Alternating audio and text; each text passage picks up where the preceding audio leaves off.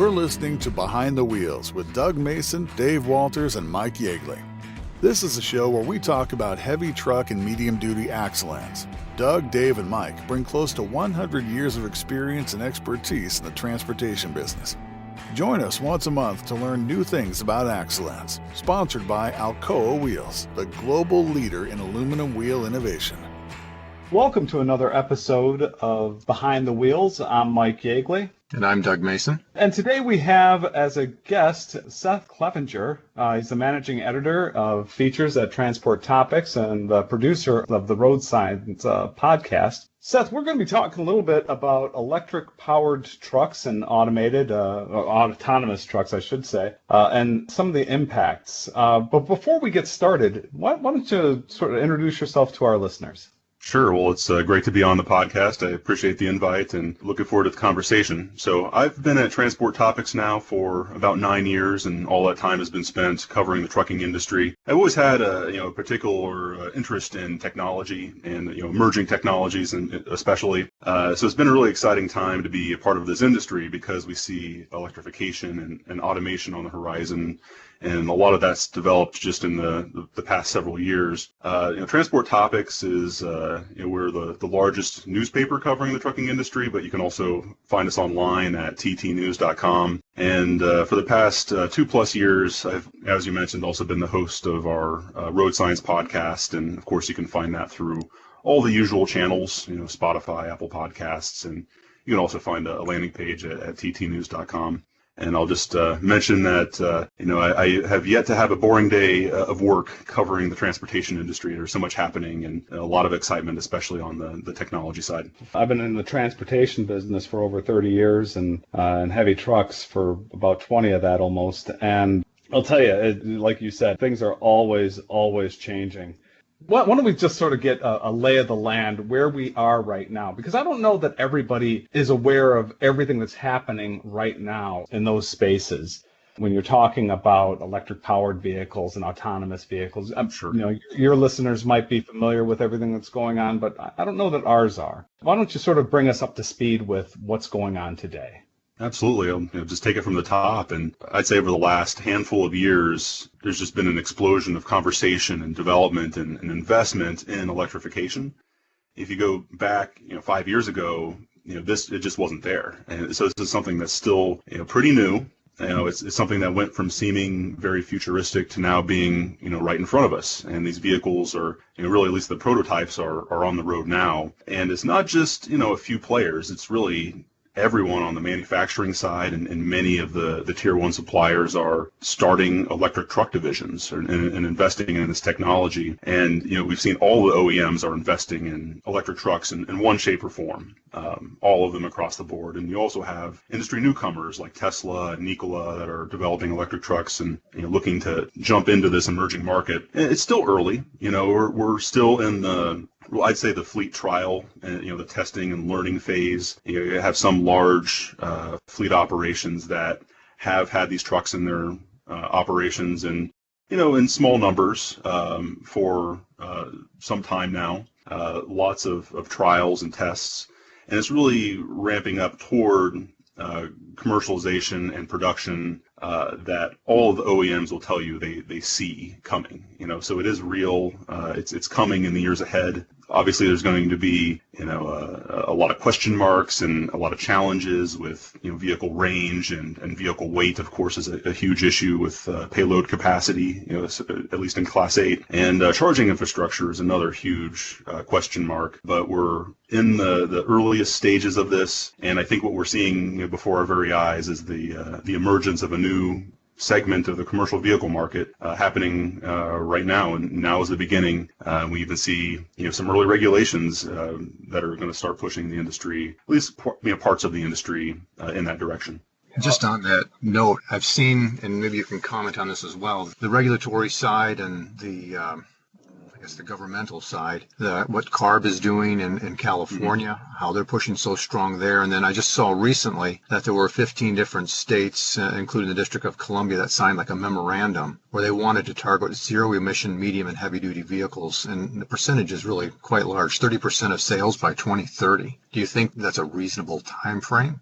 It feels aggressive, and there's definitely some mixed feelings about some of the early regulatory efforts within our industry. I guess maybe that's even a diplomatic way of saying it, but certainly we'll see a push in certain areas. California in particular, I think, is positioned to be kind of the incubation zone for electrification, and some of it's well suited. Some of the applications are well suited for electrification, like port drayage, for example, relatively short hauls, consistent point-to-point types of transportation. And, that's going to be important, one, because vehicle range, like I said, is going to be, a key issue for electric trucks. The day of electric trucks handling coast to coast, long haul, a regular route truckload, that'll probably be the last piece of the industry where that will make sense and we'll have a business case. But something that's short haul, local distribution, medium duty, certain vocational applications like refuse trucks are a good example. But port drayage is one where it may make sense.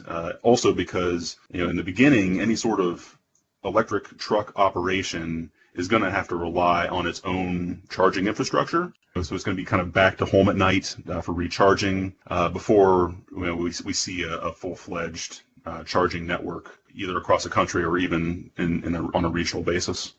One of the things that when you talk about distances, you talk about even the weight of batteries. Alcoa wheels, of course, makes aluminum wheels. And so we're always thinking in terms of lightweighting. And one of the things that I think about here is that any lightweighting technologies are going to be enabling technologies for electrification.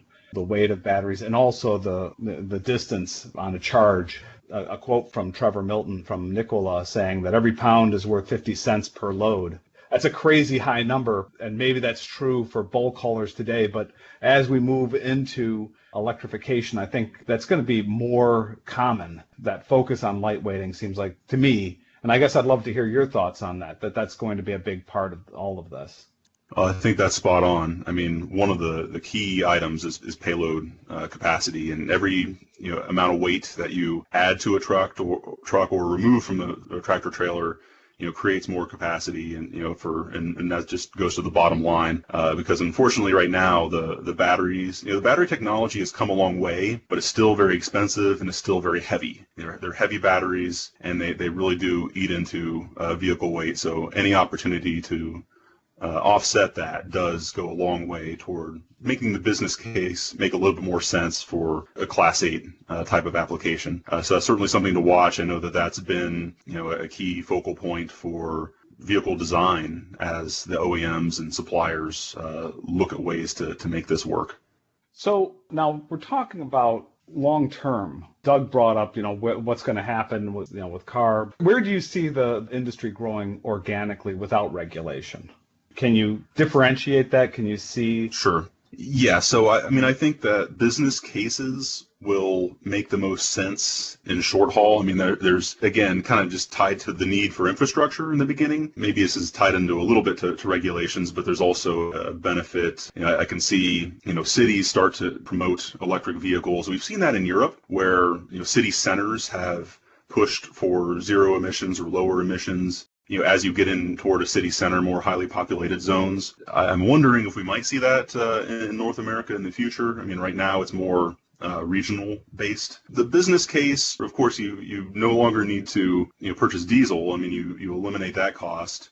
One piece of it, though, of course, is electricity is not free. So managing your charging cycles and when you actually charge the vehicles will be really important to getting that to an ROI, to a return on investment, and that means avoiding peak demand hours for charging. So from a fleet management standpoint, there's a lot there. I mean, there's a lot that needs to be managed to make it profitable. And I think that with time, with volumes, and also I think there would be some benefits as well if the electric passenger car market continues to expand. Some of those savings may also appear in commercial trucking, because of just the scale of operations. And it's going to take some time, and it'll make the most sense in those applications that are shorter distance, and especially I would say that lighter freight. So if it's freight that's a little bit where maybe you cube out before you weigh out, would make the most sense in the short term. Right, and that's actually, most of the freight out there is cubing out before they weigh out, so there's a lot of opportunity there. We talked a little bit about lightweighting being it's a soft spot in my heart about lightweighting as an enabling technology. What other critical technologies do you see out there that really are going to make the difference to making electric vehicles our future? Well, I do think that fleet management side of it can't be overstated. So some of that may be, as simple as telematics and understanding exactly what your charge is like, and also understanding what demand is like. Partnering in some cases with local utilities. A fleet working with a utility company to find the way to keep electricity costs down. That's an element, and we also see a lot of tier one suppliers that are looking to supply some of the components. Cummins, interestingly enough, of course, you immediately associate with diesel engines that, they have an electrification business. Companies like Meritor, just kind of go on down the line of all the tier ones, and, many of them are investing in various components that will be needed. And kind of the core configuration for, especially Class 8, is electric axles, e-axles, and that's actually moving to electric motors at the wheel ends. So it actually is a very different kind of vehicle, right? I mean, we've kind of redesigned what a truck is here. You've completely removed the internal combustion engine altogether, and now you've added batteries, you've added these wheel end electric motors. You also need a bunch of cooling systems to deal with some of the heat. So another thing that fleet maintenance directors are, I think, very excited to hear when they talk about electric trucks is you're not just getting rid of the diesel engine, you're also getting rid of all the after treatment systems that cause so many headaches at times. So it's really a very different animal, a very different kind of vehicle. That's, we're going to see all kinds of different components. Of course, we still have wheels and brakes, and the chassis is still mostly, we're going to be, at least in the near term, the chassis will be shared with diesel models. Over time, as the vehicles volumes go up, you can see redesigning the chassis to account for the fact that you no longer have this big diesel engine, and you can start to think about that. But in the near term, at least, it's going to be buying, do you want your battery electric version of this model, or do you want your traditional diesel version of this model, is the way that I see that developing, at least from the established OEMs. You mentioned wheel end motors, and I know there's been some discussion going on about that back and forth, the benefits or non-benefits of that. From what you've been seeing, have you seen a lot of the development moving towards wheel end motors? You think about the additional unsprung mass that would be there. Is there a way to offset that? There are different approaches. There are more traditional, electric drive lines that are maybe a little bit more recognizable, more on the medium duty side. But, one thing that I've heard from the manufacturers is that they're generally aiming for a diesel-like experience. So, I mean, it's not like, typically with an electric vehicle, passenger car or truck, you can expect faster acceleration, just because, again, you have access to that. You don't need internal combustion to kind of wait through that process. So, the electric vehicle is always the first one, off the starting line, right? I mean, if you see a drag race between a Tesla car and pick your high-end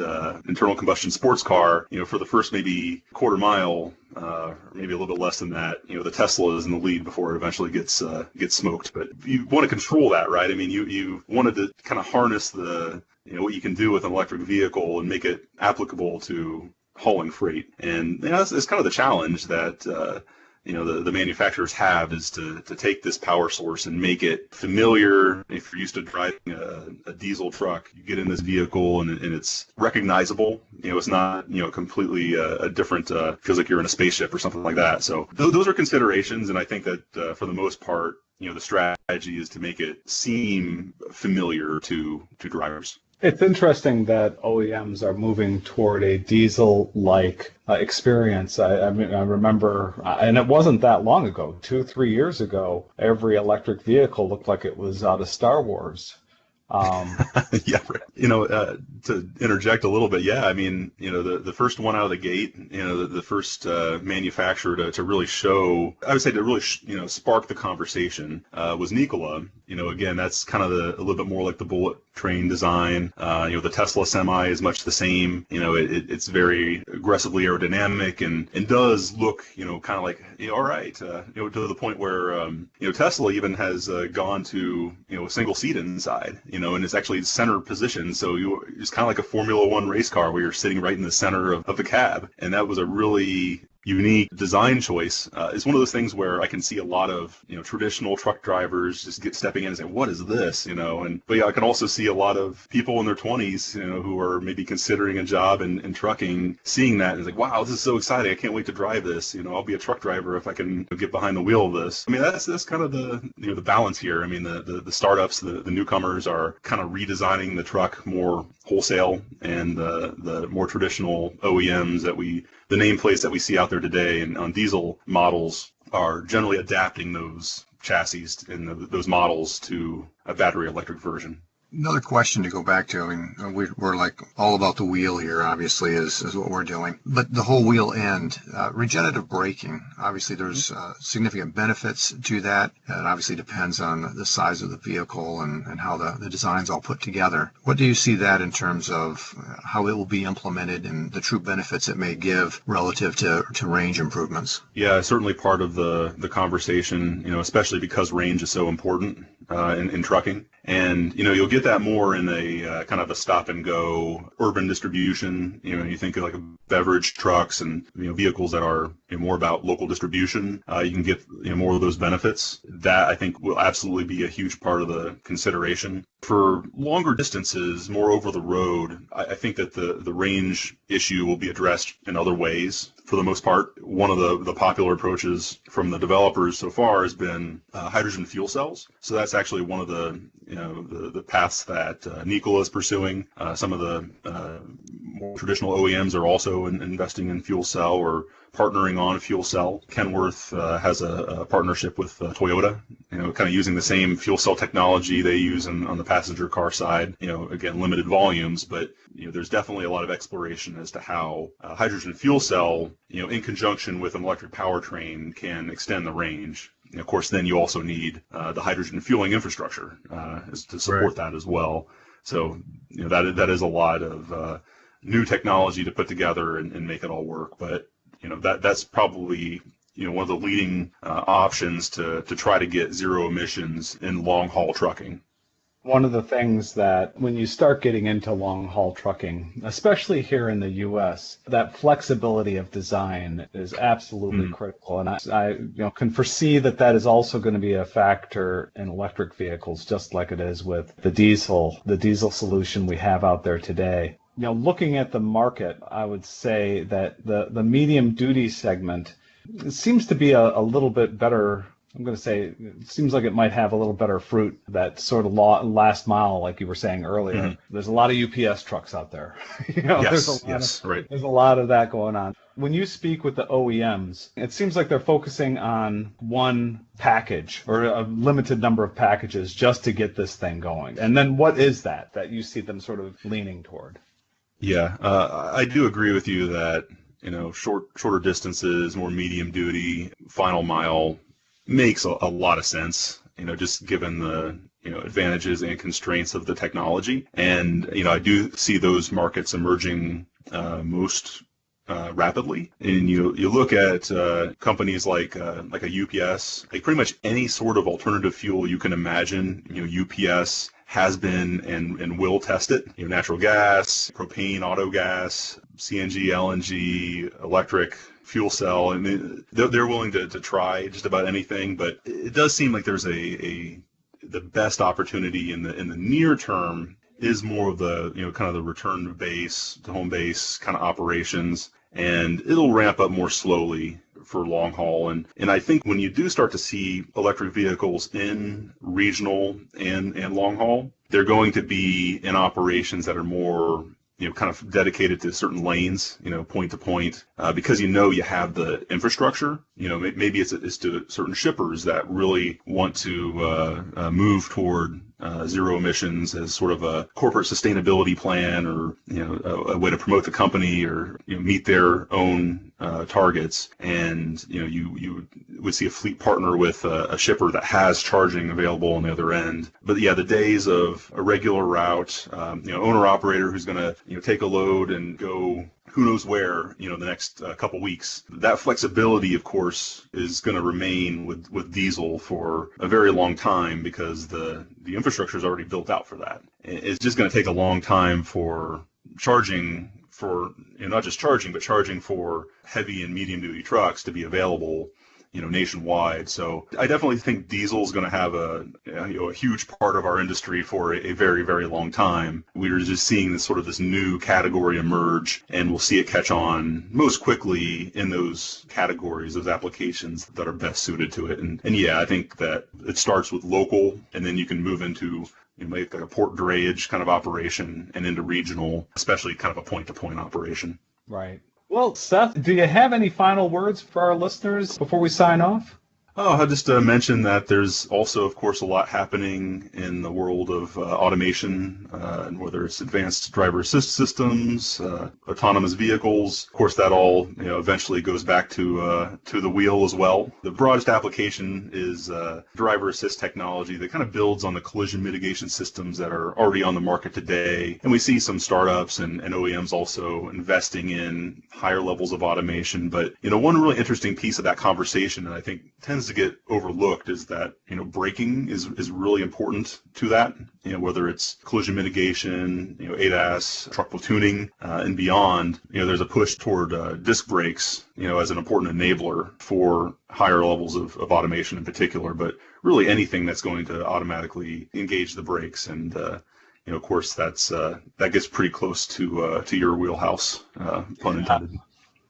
Yeah, and we've been watching that brake, and it's been a freight train that's been coming for many, many years. Everybody sees it now coming to the axle end in heavy truck applications, the disc brakes. And that's something I think we're anticipating that's going to hit pretty quickly now, where everybody's going to be moving to disc brakes. It's just the benefits are just so substantial for braking distance and so forth. Now, the one thing you brought up there is platooning. Mm-hmm. And before we sign off, can you give a little bit more discussion on platooning? I guess that's something that's fascinating to me. Yeah, so the basic idea, I think that the industry's had some conversations about this for a number of years now, but we're still mostly in the test phase and trial phase. But the idea is you're wirelessly connecting two or more trucks. This is just using vehicle-to-vehicle communications, and you're essentially syncing up their braking systems. So you'll have automatic emergency braking through collision mitigation on both trucks, and as soon as the lead truck hits the brakes, the follower truck immediately brakes as well.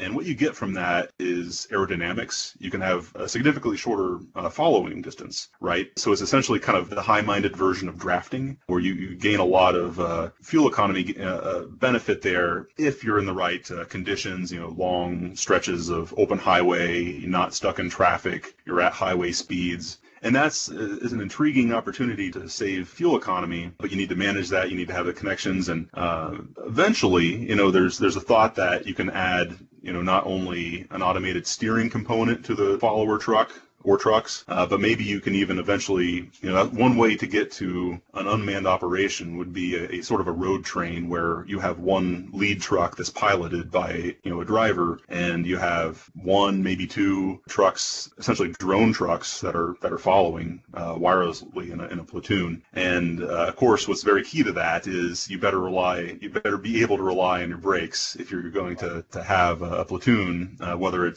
there's a driver in the vehicle or not. Now, to be clear, I think that the short-term opportunity that we'll see first will be, a driver in both vehicles at all times, but maybe that driver in that second vehicle over time can either go off duty, and at some point, someday in the future, when the technology is proven and we're comfortable with it from a regulatory standpoint, maybe it becomes a drone truck that follows the lead truck.